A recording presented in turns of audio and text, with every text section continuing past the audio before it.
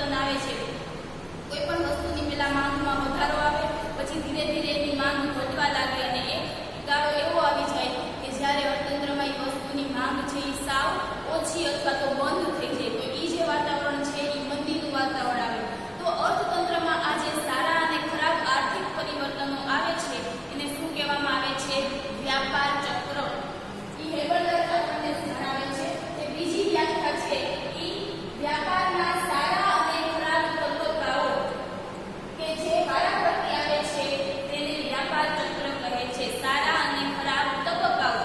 ઓલામાં પરિવર્તન, સારા અને ખરાબ આર્થિક પરિવર્તનો કીધું છે, આમાં તબક્કાઓ કીધું છે. બેનું જે મિનિંગ છે એ એક જ થાય છે કે અર્થતંત્રમાં જે સારા અને ખરાબ પરિવર્તનો આવે છે, જે તબક્કાઓ આવે છે, તો એને શું કહેવામાં આવે છે? વ્યાપાર ચક્ર કહેવામાં આવે છે. આ વ્યાખ્યા આપણને પ્રોફેસર ગોત્રેએ આપી છે. બરોબર? આ બે વ્યક્તિની વ્યાખ્યા છે એ તમારે એક્ઝામમાં એક માર્ક માટે યાદ રાખવાની છે. હવે પછીના જે છે વ્યાપાર ચક્રના તબક્કાઓ. વ્યાપાર ચક્રના 4 તબક્કાઓ છે. તમને એક્ઝામમાં આ ક્વેશ્ચન છે 3 માર્કમાં પૂછવામાં આવે છે. વ્યાપાર ચક્રના તબક્કાઓ સમજાવો. વ્યાપાર ચક્રના 4 તબક્કાઓ છે. કયા કયા? પહેલું છે તેજી, બીજું છે ઓટ, ત્રીજું છે મંદી અને ચોથું છે સુધારણા. આ 4 તબક્કાઓ જોતા પહેલા આ વ્યાખ્યાઓ પરથી આપણને 4 લક્ષણો આપેલા છે આપણી ટેક્સ્ટ બુકમાં. 4 લક્ષણો કયા છે? તો કે પેલું એ છે કે અર્થતંત્રમાં આર્થિક ઉથલપાથલ થાય છે. આર્થિક પરિવર્તનો સારા અને ખરાબ પરિવર્તનો આવે એટલે આખું અર્થતંત્ર છે એ શું થઈ જાય? એમાં ઉથલપાથલ થઈ જાય. તો આ પરિવર્તનોને કારણે અર્થતંત્રમાં ઉથલપાથલ થાય છે. અર્થતંત્રમાં સારા અને ખરાબ એવા 2 વ્યાપાર તબક્કાઓ જોવા મળે છે. આ પરિવર્તનોને કારણે અર્થતંત્રમાં કયા 2 તબક્કાઓ જોવા મળે છે? સારા અને ખરાબ. આ વ્યાખ્યા પરથી તારવેલા 4 તારણો, લક્ષણો છે. બરોબર? ત્રીજું છે મૂળભૂત રીતે અર્થતંત્રમાં વપરાશને પરિણામે ઉદ્ભવતી માંગમાં પરિવર્તન આવે છે. અર્થતંત્રમાં જે સારા અને ખરાબ જે પરિવર્તનો આવે છે એ કેના કારણે આવે છે? તો કે વસ્તુની માંગને કારણે આવે છે. અત્યારના સમયમાં જે વસ્તુ હાજર છે એ વસ્તુની માંગનું જે ઉદ્ભવે છે એના કારણે આ જે પરિવર્તનો છે એ આવે છે. અને ચોથું છે વ્યાપાર ચક્રીય ઉથલપાથલ સરખા સમયાંતરમાં ઉદ્ભવતી નથી. આ જે ઉથલપાથલ થાય છે એનો સમયગાળો છે એ સરખો હોતો નથી. એવું નહીં કે 4 મહિના તેજી, 4 મહિના ઓટ, 4 મહિના મંદી, એવું હોતું નથી. એ કાંઈ એનું ફિક્સ ન હોય. લોકોની રુચિ, પસંદગી, ટેવ અને માંગ ઉપર આધાર રાખે અર્થતંત્રના જે સારા અને ખરાબ જે પરિવર્તનો છે વ્યાપાર ચક્રના, કોના ઉપર આધાર રાખે છે? વસ્તુની માંગ ઉપર આધાર રાખે છે.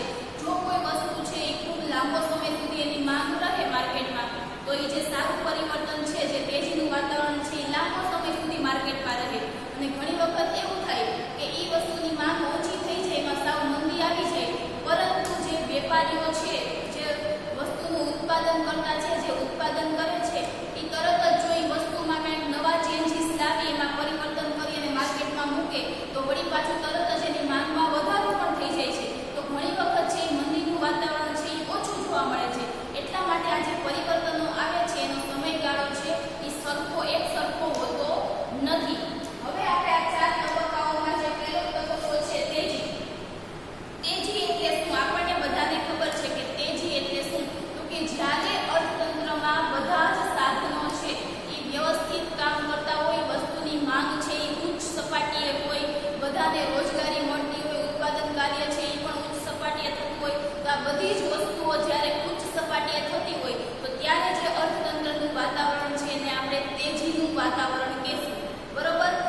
તેજી વ્યાપાર ચક્રના આ તબક્કામાં વ્યાપાર પ્રવૃત્તિ ઉચ્ચતમ કક્ષાએ હોય છે અને માંગમાં ઊંચા દરને કારણે અર્થતંત્રમાં નફાકારકતા હોય છે. માટે મૂડીરોકાણ અને રોજગારીનો ઊંચો દર જોવા મળે છે. તેજીનું વાતાવરણ હોય એટલે માંગ છે એ ઉચ્ચ કક્ષાએ હોય. માંગ વધારે હોવાને કારણે એનું ઉત્પાદન છે એ પણ ઉચ્ચ કક્ષાએ થતું હોય, વધુ પ્રમાણમાં ઉત્પાદન થતું હોય.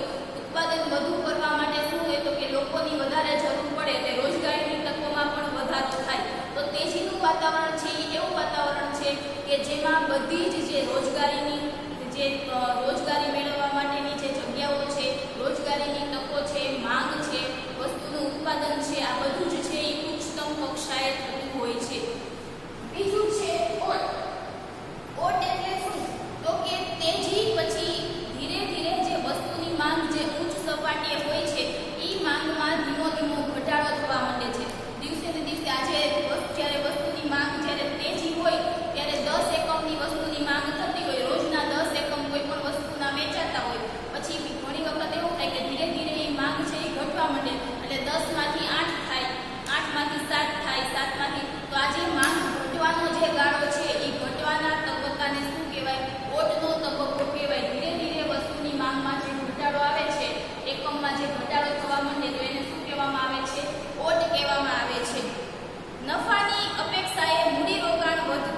વધતા જાય છે.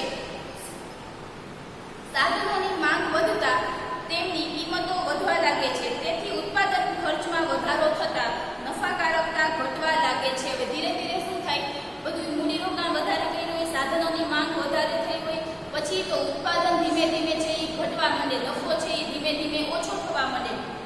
બીજી બાજુ લોકોનો વપરાશ ઘટતા વધતા અર્થતંત્રમાં નરમાઈ જોવા મળે છે. માંગ ધીમી પડે છે, વપરાશમાં ઘટાડો થાય છે અને નવા મૂડીરોકાણ આકર્ષાતા નથી. પછી ધીમે ધીમે લોકોની માંગ છે એ ઘટવા માંડે છે, મૂડીરોકાણ છે એ ઓછું થવા માંડે છે.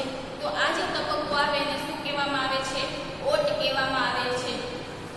ત્રીજું છે મંદી. પછી જ્યારે આ ઓટ આવે, વસ્તુની માંગ ધીમે ધીમે ઘટવા માંડે, એટલે એક ગાળો એવો આવી જાય કે માંગ છે એ સાવ બંધ થઈ જાય, સાવ સ્ટોપ થઈ જાય. તો એ જે ગાળો છે એને શું કહેવામાં આવે છે? મંદી. ઉત્પાદનના સાધનો છે એ એકદમ પડ્યા હોય, કોઈ પણ જાતનું ઉત્પાદન ન થતું હોય, કોઈ પણ જાતની માંગ ન થતી હોય, લોકોને રોજગારી ન મળતી હોય, તો આવું જે વાતાવરણ અર્થતંત્રમાં સર્જાય એ વાતાવરણને શું કહેવામાં આવે છે? મંદી કહેવામાં આવે છે. માંગમાં ઘટાડો પુરવઠાની છત ઊભી કરે છે. હવે માંગમાં ઘટાડો થાય એટલે પુરવઠામાં શું થઈ જાય? વેપારીઓએ જે વસ્તુનું ઉત્પાદન કર્યું છે એ વસ્તુના ઉત્પાદનનો જે પુરવઠો છે એમાં શું થઈ જાય? વધારો. કેમ કે માંગ નથી થતી અને સામે ઉત્પાદન થઈ ગયું છે એટલે પુરવઠામાં છત એટલે કે વધારો આવે. કિંમતો ઘટવાનું વલણ ધરાવે છે, માટે નફો ઘટે છે અને નફો ઘટતા મૂડીરોકાણ અને રોજગારીમાં ઘટાડો થવા લાગે છે. વસ્તુની માંગ જ ન થાય એટલે નફામાં શું થાય? ઘટાડો થાય. નફામાં ઘટાડો થાય, પરિણામે જે ઉત્પાદનકર્તાઓ છે એ પોતાના જે વેતનકર્તાઓ છે, શ્રમિકો છે એને શું કરી દે? છૂટા કરી દે. એટલે રોજગારીની તકો છે એ પણ ઘટવા લાગે છે. અર્થતંત્રમાં વધુ ભાવ ઘટાડાની આશાએ માંગ પણ અટકી જાય છે. પછી ઘણા વેપારીઓ એવી આશા રાખે કે હજી માંગ ઘટશે, હજી કિંમત ઘટશે, એટલા માટે વસ્તુની માંગ છે એ પણ સાવ બંધ થઈ જાય છે. આ સ્થિતિ મંદીની છે. અહીં લોકો પાસે ખરીદ શક્તિ હોવા છતાં, લોકો પાસે ખરીદ શક્તિ નાનું છે, ખરીદવાની શક્તિ છે, તેમ છતાં લોકો છે એ વસ્તુ ખરીદતા નથી. તેઓ ખરીદી કરતા નથી અને માંગનો અભાવ મૂડીરોકાણ તથા રોજગારીને નિરાશ કરે છે. એટલે અર્થતંત્રમાં કેવું વાતાવરણ સર્જાય? મંદીનું. લોકો પાસે ખરીદ શક્તિ છે, નાણાં છે, તેમ છતાં એની માંગ છે એ બંધ થઈ જાય છે, લોકો ખરીદી કરતા નથી. એટલે મંદીનું વાતાવરણ એવું છે કે જ્યાં રોજગારી છે, ઉત્પાદન છે, માંગ છે, એ બધા જ કાર્ય છે ત્યાં ઠપ થઈ જાય છે, બંધ થઈ જાય છે. ઉત્પાદનકર્તાને નફો મળતો નથી. તો અર્થતંત્રનું આ જે વાતાવરણ છે એ મંદીનું વાતાવરણ છે. પછી મંદી પછી સુધારણા. પછી વળી ઉત્પાદનકર્તાઓ, વેપારીઓ છે શું કરશે કે વસ્તુની માંગમાં વધારો થવા માટે એમાં કંઈક ને કંઈક ફેરફાર કરશે, નવી ટેકનોલોજી લઈ આવશે, નવી ફેશન લઈ આવશે, જેથી કરીને વળી પાછી વસ્તુની માંગમાં વધારો આવે. તો આ વસ્તુમાં એ શું કરશે? વસ્તુના ઉત્પાદનમાં એ પરિવર્તન કરશે. પરિવર્તન થતાં ધીરે ધીરે વળી પાછી વસ્તુ છે માર્કેટમાં મુકાય અને વળી પાછી એની માંગ છે એ વધવા લાગે. તો આ જે ગાળો છે એને સુધારણા, વસ્તુની માંગમાં સુધારો કરવામાં આવે છે, વસ્તુના ઉત્પાદન પ્રક્રિયામાં સુધારો કરવામાં આવે છે, જેથી કરીને વળી પાછું અર્થતંત્રમાં કેવું વાતાવરણ સર્જી શકાય? તેજીનું વાતાવરણ